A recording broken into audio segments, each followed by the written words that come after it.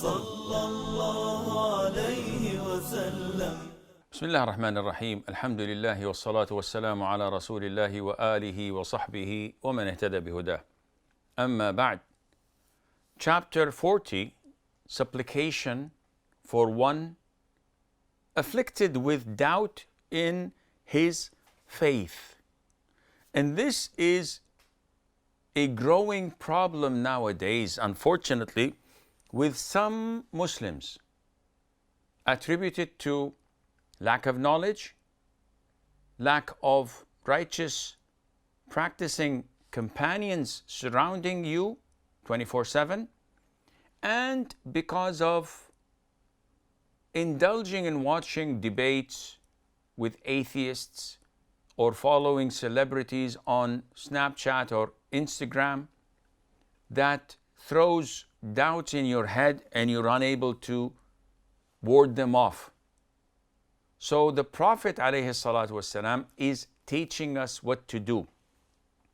Whenever you have these doubts about Allah Azza wa Jal or about Islam, you should do the following. يستعيذ بالله، ينتهي عما شك فيه، يقول آمنت بالله ورسله، يقرأ قوله تعالى هو الأول والآخر والظاهر والباطن وهو بكل شيء عليم.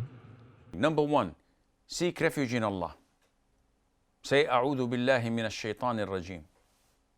Number two, you should renounce that which is causing such doubt. The biggest cure for your doubts is blocking them, not debating with them, not answering these whispers. Don't have an argument with shaitan, because he comes from one front. While you're trying to rectify it, he opens another 5 fronts.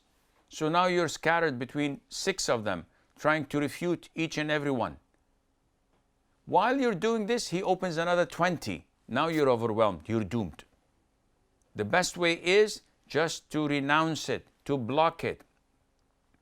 Then, hadith number 134, you should say, آمنت بالله ورسله. I believe in Allah and His messengers. Say this statement whenever shaitan comes. Why? Because this cements your belief in Allah Azza wa Jal and protects you from whatever attempts shaitan is trying to do. And also, affirming Allah's beautiful names and attributes. So you should say, هو الأول والآخر والظاهر والباطن وهو بكل شيء عليم. هو الأول والآخر والظاهر والباطن وهو بكل شيء عليم. This is the third ayah of Surah Al-Hadid. This is what the meaning translates to. He is the first and the last. Who is? Allah. The first without a beginning, because if there was anything before him, he wouldn't be God. And he is the last without an end, because if there was anything after him, then what was after him should be God, but there isn't anything. And you should also acknowledge that he is the uppermost one and the innermost one, and that he is, or he knows well, all things. These 4 beautiful names of Allah Azza wa Jal incubate time and location. So Allah Azza wa Jal, in regards of time, He is the first without a beginning and the last without an end.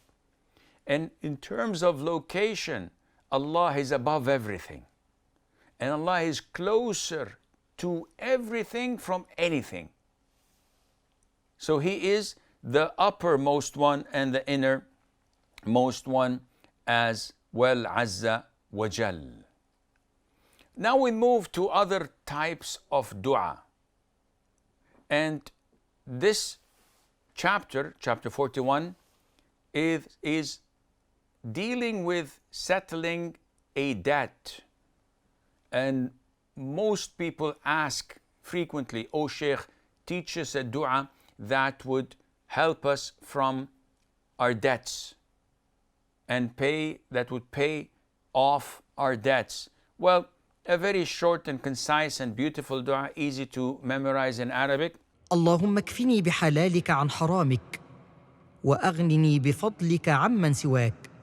O Allah, make me, or make what is lawful enough for me, as opposed to what is unlawful. أكفني بحلالك عن حرامك. What does that mean? Sometimes we're so greedy. We want more and more and more. I'm asking Allah to give me halal and to make this little halal suffice me, instead of a lot of haram that would have no barakah, no blessing in it, and that would not be sufficient for me either. So, أكفني بحلالك عن حرامك, and spare me by your grace of need of others. And this is a bigger problem. Most of the time, we keep on looking at what people possess. Oh, I like his watch. I like his car. I like his mansion. I like his authority and wealth. And this dua limits your gaze to what Allah has in His hands from anyone else. وَأَغْنِنِي بِفَضْلِكَ عَمَّنْ سِوَاكَ. Grace me, O Allah Azza wa Jal, so that I would not need anyone else but you.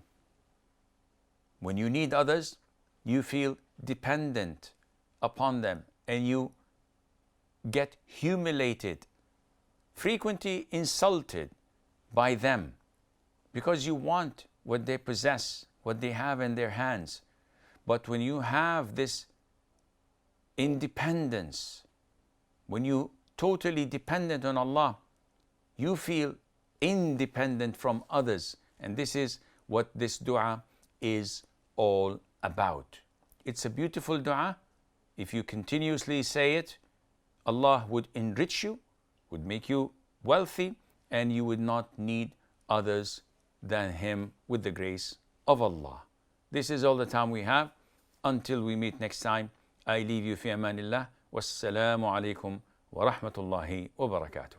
صلى الله على محمد صلى الله على محمد صلى الله عليه وسلم